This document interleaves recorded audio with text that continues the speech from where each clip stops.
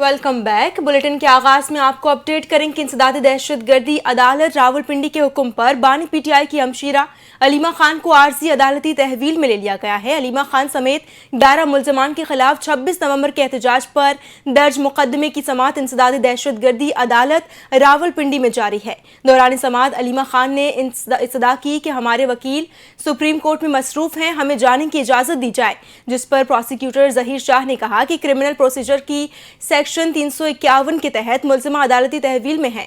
अलीमा खान अदालत से बाहर निकलें तो खवातीन पुलिस एहलकार नहीं तहवील में लेकर अदालत के अंदर ले गईं। अदालत ने कहा कि मुल्ज़िमा अदालती अहाते से बाहर ना जाएं, जबकि अलीमा खान के वकील फैसल मलिक भी अदालत पहुंच गए। ख्याल रहे कि अदालत 26 नवंबर के मुकदमे में कई बार अलीमा खान के वारंट गिरफ्तारी जारी कर चुके हैं। हम खबर देंगे। फील्ड मार्शल सैयद आसिम मुनीर ने कहा है कि कौमी सलामती अव्वलीन तरजीह है, वफाकी और सूबाई हुकूमतों के साथ ताउन जारी रखेंगे। पाक फौज के शोबा ताल्लुकात आमा के मुताबिक नेशनल सिक्योरिटी वर्कशॉप के शुरा ने GHQ का दौरा किया, जहां शुरा को पाकिस्तान की इलाकाई और अंदरूनी सिक्योरिटी सूरत हाल से आगाह किया गया। ISPR के मुताबिक नेशनल सिक्योरिटी वर्कशॉप के वफ्द ने फील्ड मार्शल आसिम मुनीर से भी मुलाकात की। फील्ड मार्शल ने शुरा को खित्ते की सूरत हाल, सरहद पार दहशतगर्दी और हाइब्रिड खतरात के हवाले से बताया। खित्ते की बदलती सूरत हाल और जियो पॉलिटिकल चैलेंजेस पर भी तबादला ख्याल किया गया। तर्जुमान पाक फौज ने बताया कि शुरा को स्मगलिंग, इंसदाद मुनशियात और मुल्क की सलामती के लिए खतरनाक जराइम के खिलाफ कार्रवाइयों से भी आगाह किया गया। सरहदी इंतजामी उमूर, गैर मुल्कियों की वापसी के हवाले से इक़दामात के बारे में भी बताया गया। मुल्की मफाद के तहफ़्फ़ुज़ और अमन के लिए उठाए गए इक़दामात पर भी ब्रीफिंग दी गई। ISPR का कहना था कि वर्कशॉप के शुरा में पार्लियामेंटेरियन, सिविल और फौजी अफसरान शामिल थे। शुरा में तालीमी माहिरीन और सिविल सोसाइटी के नुमाइंदे भी शामिल थे। सैयद आसिम मुनीर का कहना था कि कौमी सलामती के तहफ़्फ़ुज़ के लिए इदारे पुरज़्म हैं। मार्का हक में अफ़वाज पाकिस्तान की कारकर्दगी से मुल्क का वक़ार बुलंद हुआ है। दुश्मन के तमाम मज़मूम अज़ाइम मिलकर नाकाम बनाएंगे। फील्ड मार्शल सैयद आसिम मुनीर से ईरान की सुप्रीम नेशनल सिक्योरिटी काउंसिल के सेक्रेटरी ने मुलाकात की है। पाक फौज के शोबा ताल्लुकात आमा के मुताबिक फील्ड मार्शल सैयद आसिम मुनीर से ईरान की सुप्रीम नेशनल सिक्योरिटी काउंसिल के सेक्रेटरी अली लारिजानी ने मुलाकात की, जिसमें दो तरफा ताउन और इलाकाई सिक्योरिटी सूरत हाल पर गुफ्तगू हुई। ISPR के मुताबिक पाकिस्तान और ईरान के दरमियान ताल्लुकात मजबूत बनाने पर जोर दिया गया, जबकि खित्ते की मौजूदा सिक्योरिटी सूरत हाल पर भी तफसीली तबादला ख्याल हुआ। फील्ड मार्शल सैयद आसिम मुनीर ने कहा कि पाकिस्तान खित्ते में अमन और इस्तेहकाम के लिए पुरज़्म है। ईरान से इंसदाद दहशतगर्दी ताउन बढ़ाना नागुज़ीर है। इस मौके पर ईरान की सुप्रीम नेशनल सिक्योरिटी काउंसिल के सेक्रेटरी अली लारिजानी का कहना था कि पाकिस्तान का खित्ते के अमन में किरदार इंतहाई अहम है। ईरान पाकिस्तान से ताल्लुकात मजीद मजबूत करना चाहता है। खबर यह है कि इस्लामाबाद हाई कोर्ट में भारतीय फिल्म एक दिन के CM के चर्चे 190 मिलियन पाउंड केस का फैसला सुनाने वाले जज नासिर जावेद राना को काम से रोकने की दरखास्त पर फैसला महफूज कर लिया गया, जबकि दौरान समाअत चीफ जस्टिस सरफराज डोगर ने रिमार्क्स दिए कि मैं एक दिन ने भी भारतीय फिल्म देखी थी, वो CM जो सबको मुअत्तल करता रहता है। सेशन जज से मुतालिक सुप्रीम कोर्ट की 2004 की ऑब्जर्वेशन की रोशनी में दरखास्त गुजार के दलाइल मुकम्मल हो गए।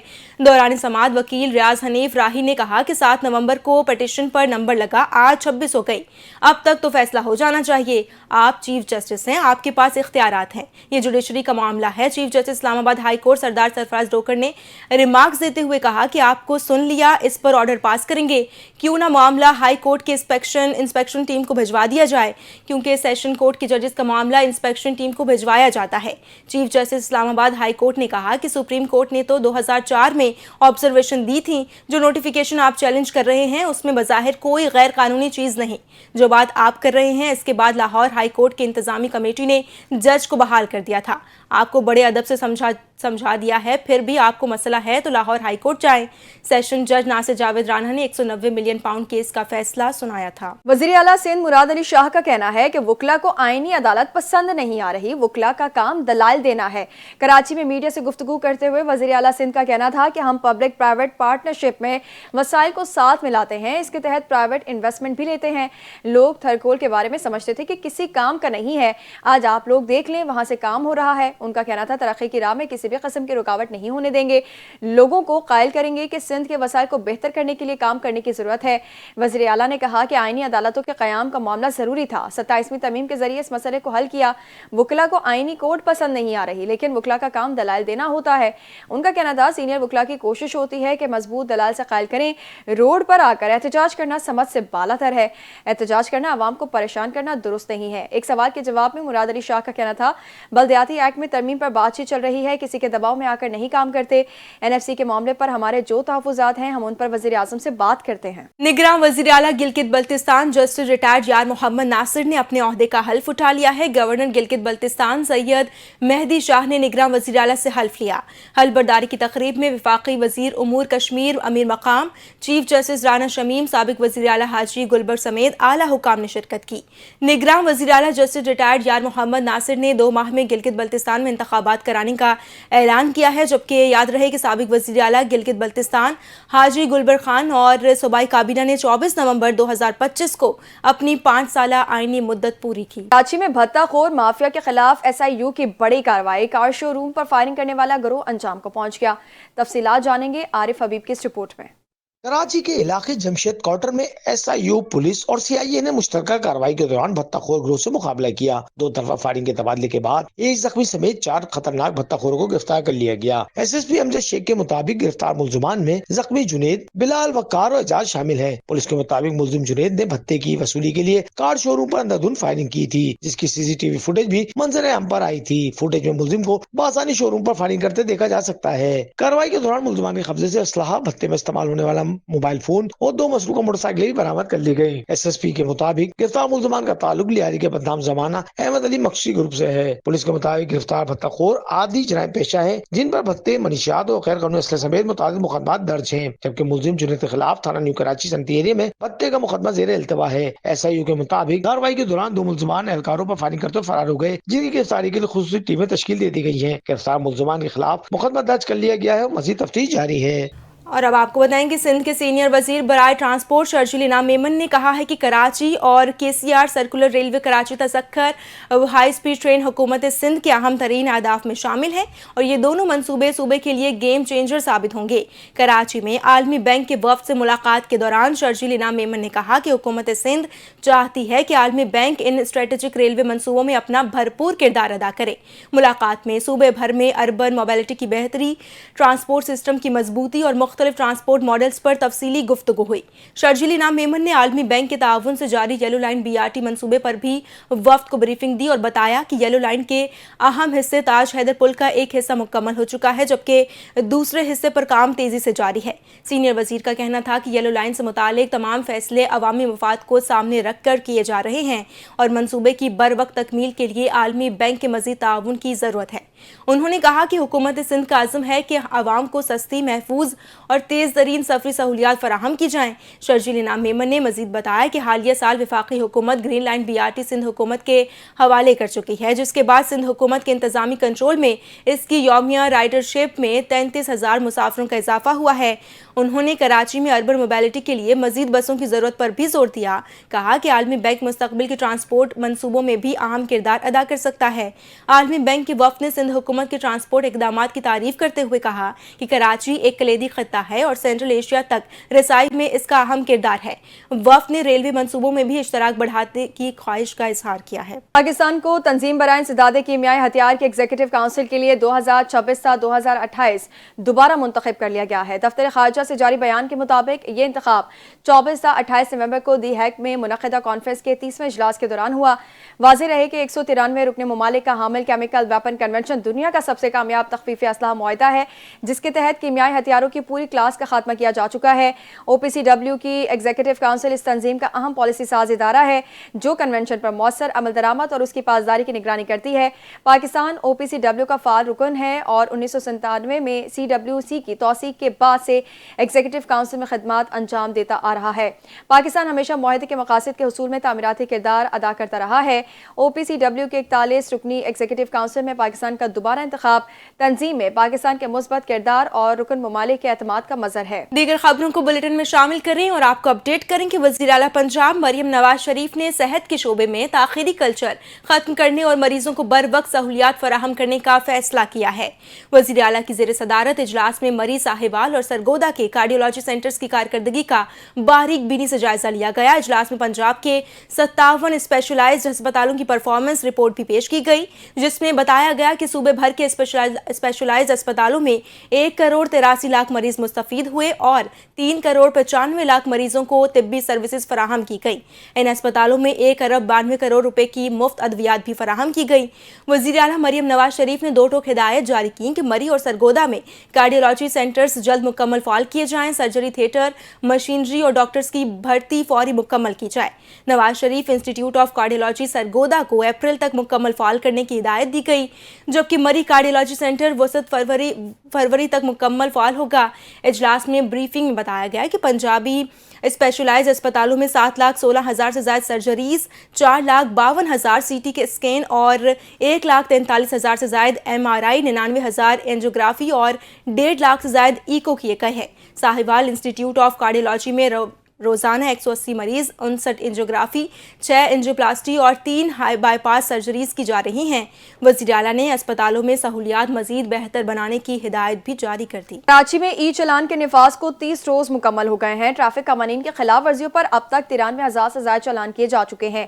کیمروں کی مدد سے سب سے زیادہ 57,541 چالان سیٹ بیلٹ نہ لگانے پر کیے گئے۔ 22,227 موٹر سائیکل سواروں کے ہیلمٹ نہ پہننے پر چالان کیے گئے۔ ڈمپر، ٹریلر اور واٹر ٹینکر میں نصب ٹریکر کی مدد سے تیز رفتاری پر 1,188 چالان ہوئے۔ تیز رفتاری پر دیگر گاڑیوں کے چالان کی تعداد 2,699 ہے۔ اس کے علاوہ ٹریفک سگنل کی خلاف ورزی پر 3,102 چالان کیے گئے۔ رپورٹ میں بتایا گیا ہے کہ فینسی نمبر پلیٹ نصب ہونے پر 1,278 جبکہ رنگین شیشوں کی حامل 1,178 گاڑیوں کے چالان کیے گئے۔ اسٹاپ لائن کی خلاف ورزی پر 611، رانگ وے گاڑی چلانے پر 426 چالان جاری کیے گئے۔ ٹریفک پولیس کے مطابق سیٹ بیلٹ نہ باندھنے پر 57,54,10,000 روپے جرمانہ عائد کیا گیا۔ ہیلمٹ نہ پہننے پر بائک سواروں کو 11,11,35,000 روپے جرمانہ ہوا، جبکہ رنگین شیشے والی گاڑیوں کو 2,94,50,000 روپے جرمانہ کیا گیا۔ FBR نے ڈاکٹرز، بیوٹی پارلرز اور پینٹ سیکٹر کی آڈٹ شروع کر دیا ہے۔ Federal board of revenue FBR نے IMF کی شرائط کے مطابق مختلف شعبوں کا آڈٹ تیز کرنے کا فیصلہ کر لیا ہے۔ بڑے شہروں کے ڈاکٹرز اور بیوٹی پارلرز FBR کے ریڈار پر آ گئے۔ کراچی، لاہور، اسلام آباد میں بڑے ڈاکٹرز کو نوٹس جاری کرنے کا عمل شروع ہو گیا۔ پہلے مرحلے میں تینوں بڑے شہروں میں 250 مہنگے ڈاکٹرز کی آمدن کا آڈٹ جاری۔ ذرائع FBR کے مطابق بڑے شہروں میں مہنگے بیوٹی پارلرز کو بھی ٹیکس نیٹ میں لایا جائے گا، جبکہ مہنگی کاسمیٹکس فروخت کرنے والوں کو بھی ٹیکس نیٹ میں لایا جائے گا۔ پینٹ انڈسٹری میں بھی ٹیکس چوری، نجی کمپنیاں زد میں آئیں گی۔ مختلف شعبوں کے آڈٹ کے لیے 600 نجی آڈیٹرز کی خدمات حاصل کر لی گئیں۔ ذرائع کے مطابق اگلے چند روز میں مزید 200 نجی آڈیٹرز باہر ہائر کیے جائیں گے، جبکہ FBR مجموعی طور پر 2,000 نجی آڈیٹرز کی خدمات حاصل کرے گا۔ نجی آڈیٹرز ٹیکس دہندگان کی معلومات خفیہ رکھنے کے پابند ہوں گے۔ گورنر سندھ کامران خان ٹیسوری کی یورپی یونین کے سفیر نے ملاقات کی ہے۔ ملاقات میں اقتصادی تعاون اور GSP پلس پر تفصیلی گفتگو کی گئی۔ گورنر سندھ نے وفد سے ملاقات میں کہا کہ یورپی یونین پاکستان کی سب سے بڑی برآمدی منڈی ہے، جس کے لیے باہمی تجارت میں مزید اضافہ ضروری ہے۔ GSP پلس پاکستان کی برآمدات اور یورپی منڈیوں تک رسائی کے لیے انتہائی اہم ہے۔ پاکستان 240 ملین کی بڑی مارکیٹ، مسابقتی لیبر اور اسٹریٹجک محل وقوع کی بنا پر یورپی سرمایہ کاروں کے لیے بہترین مواقع فراہم کرتا ہے۔ پاکستان اور یورپی یونین عالمی فورمز پر بہترین پارٹنرشپ ہیں۔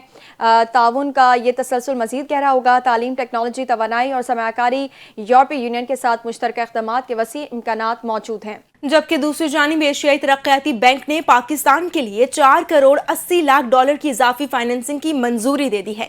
ADB کے اعلامیے کے مطابق فنڈ صوبہ بلوچستان میں پانی سے متعلق منصوبے پر خرچ ہوں گے۔ جدید ہائپرڈ واٹر سپلائی سسٹم متعارف، پانی کے ضیاع میں نمایاں کمی آئے گی۔ صوبے میں پانی کی شدید قلت اور موسمیاتی اثرات کے باعث زرعی شعبہ دباؤ میں ہے۔ بلوچستان کی معیشت کا 2/3 حصہ زراعت پر، 60% آبادی اسی شعبے سے وابستہ ہے، جبکہ ADB کا کہنا ہے کہ 1,839 ایکڑ بارانی اراضی میں بھی پانی کی دستیابی بہتر ہوگی۔ منصوبہ یوب اور مولا دریا بیسن میں روزگار اور خواتین کے لیے معاشی مواقع بڑھائے گا۔ منصوبے میں جاپان فنڈ اور ہائی لیول ٹیکنالوجی فنڈ کی فائنینسنگ بھی شامل ہے۔ گورنر پنجاب سردار سلیم حیدر خان کے ساتھ ڈسٹرکٹ پریس کلب گوجرانوالہ کے وفد نے ملاقات کی۔ وفد کی قیادت سرپرست اعلیٰ حاجی عبدالرؤف مغل، چیئرمین عتیق یوسف ضیاء، جنرل سیکرٹری شفقت ندیم گورایا نے کی۔ ڈسٹرکٹ پریس کلب گوجرانوالہ کے وفد نے گورنر پنجاب سردار سلیم حیدر خان سے ملاقات میں یونیورسٹی آف گوجرانوالہ کے تعمیراتی کام کو تیز کرنے اور ڈسٹرکٹ پریس کلب کے لیے جگہ کا مطالبہ بھی کیا، جس پر گورنر پنجاب نے مطالبات کی منظوری کی یقین دہانی کرائی۔ ملاقات میں صابر بٹ، افتخار بٹ، سید احمد مستجاب زیدی، میاں آصف عقیل، حاجی ارشد زاہد، یاسر رحمانی، میاں اظہر حسین دیگر بھی شامل تھے۔ اور اب بین الاقوامی خبروں کو بلیٹن میں شامل کرتے ہوئے آپ کو اپڈیٹ کریں کہ آرمینیا نے دبئی ایئر شو میں بھارتی لڑاکا طیارے تیجس کی تباہی کے بعد ان طیاروں کی خریداری معطل کر دی ہے۔ غیر ملکی میڈیا کے مطابق آرمینیا اور بھارت کے درمیان $1.2 بلین مالیت کے 12 طیاروں کی خریداری پر بات چیت ہو رہی تھی، اور اگر یہ سودا طے پاتا تو یہ تیجس جنگی طیارے کی پہلی بڑی برآمدی ڈیل ہوتی۔ رپورٹس میں بتایا گیا ہے کہ آرمینیا کی جانب سے خریداری منسوخ کرنے پر اسرائیل ایروسپیس انڈسٹریز کو بھی $10 ملین کا نقصان ہوگا، کیونکہ اسرائیل میں تیار کردہ ریڈار جیسے بہت سارے جدید آلات تیجس میں شامل کیے ہیں۔ واضح رہے کہ 21 نومبر کو دبئی میں ایئر شو کے دوران بھارت کا جنگی طیارہ تیجس گر کر تباہ ہوا تھا، جس کے نتیجے میں پائلٹ بھی ہلاک ہو گیا تھا۔ اور اب بات کر لیں کچھ موسم کی۔ شہر قائد میں پارا مزید گرنے لگا۔ شہریوں نے گرم ملبوسات کی دکانوں کا رخ کر لیا ہے۔ رات گئے سے ہوائیں چلنے کا سلسلہ جاری ہے۔ انہی ہواؤں کے سبب شہر کا فضائی معیار خاصا خراب دیکھنے میں آ رہا ہے۔ موسم کا مزید حال جانتے ہیں اپنے نمائندہ ثاقب خانزادہ سے۔ جی ثاقب، آگاہ کیجیے گا۔ جی بالکل، بدلتے موسم کے ساتھ ساتھ شہر قائد کا پارا مزید گرتا ہوا دکھائی دے رہا ہے۔ موسم کے حساب سے بات کریں تو اس وقت شہر قائد میں رات گئے سے گرد آلود ہوائیں چلنے کا سلسلہ جاری ہے۔ انہی ہواؤں کے سبب شہر کا فضائی معیار خاصا خراب دیکھنے میں آ رہا ہے۔ شمال مشرقی سمت سے رات گئے سے ہوائیں چل رہی ہیں، جس کے سبب شہر میں رات میں خنکی اور سردی محسوس ہونے لگی ہے، جبکہ صبح کے اوقات میں بھی کافی ٹھنڈک میں اضافہ ہو گیا ہے۔ اس کی وجہ سے فضائی معیار خاصا خراب دیکھنے میں آ رہا ہے۔ اگر ہم بات کریں AQI کی، ایئر کوالٹی انڈیکس کی، تو شہر قائد میں جو اس وقت موجودہ ایئر کوالٹی انڈیکس ہے وہ 180 پارٹیکل میٹر ریکارڈ کیا جا رہا ہے، جو کہ ماہرین کے مطابق مضر صحت قرار دیا جا رہا ہے۔ اس کے علاوہ آلودہ ترین شہروں کی بات کریں تو اس وقت لاہور دوسرے اور کراچی 7ویں نمبر پر موجود ہے۔ ماہرین نے انتباہ جاری کیا ہے لوگ غیر ضروری طور پہ گھر سے باہر نہ نکلیں، نکلنے کی صورت میں ماسک کا استعمال لازمی کریں۔ اس کے علاوہ طبی ماہرین نے یہ بھی کہا ہے کہ لوگ شام کے اوقات میں یا دن کے اوقات میں سب چائے کا استعمال کریں تو اس میں دال چینی ڈال کے استعمال کریں۔ نہاتے ہوئے سب سے پہلے ڈائریکٹ جسم پہ پانی نہ ڈالیں، پہلے پاؤں کو پانی ڈالیں، اس کے بعد جسم پہ، اس کے بعد سر پہ پانی ڈالیں۔ اور جو بائکر حضرات ہیں وہ بائک چلاتے ہوئے سر کو کور کریں، سر کو ڈھانپ کے بائک چلائیں۔ اس کے علاوہ محکمہ موسمیات کا یہ بھی کہنا ہے کہ فضائی آلودگی کے سبب جو فضا میں جو مضر صحت ذرات پائے جاتے ہیں، اس کے سبب سانس اور دمے کے مریضوں کی تعداد میں اضافہ ہو رہا ہے۔ اس کے علاوہ محکمہ موسمیات کا یہ بھی کہنا ہے کہ اس وقت جو شہر قائد کا جو درجہ ریکارڈ کیا جا رہا ہے وہ 25 ڈگری ریکارڈ کیا جا رہا ہے۔ ہوا میں نمی کا تناسب جو بتایا جا رہا ہے وہ 22 ڈگری ریکارڈ کیا جا رہا ہے، اور 11 کلومیٹر فی گھنٹہ کی رفتار سے ہوائیں چل رہی ہیں۔ اس کے علاوہ محکمہ موسمیات کا مزید یہ کہنا ہے کہ آج دن بھر میں شہر قائد کا جو موسم ہے تیز دھوپ اور گرم مرطوب کے ساتھ ساتھ رات کے اوقات میں ٹھنڈی ہوائیں چلنے کا بھی ریکارڈ کیا جا سکتا ہے۔ جی نیوز اسٹوڈیو سے فی الحال اتنا ہی۔ مزید اپڈیٹس کے لیے آپ دیکھتے رہیے NTN نیوز۔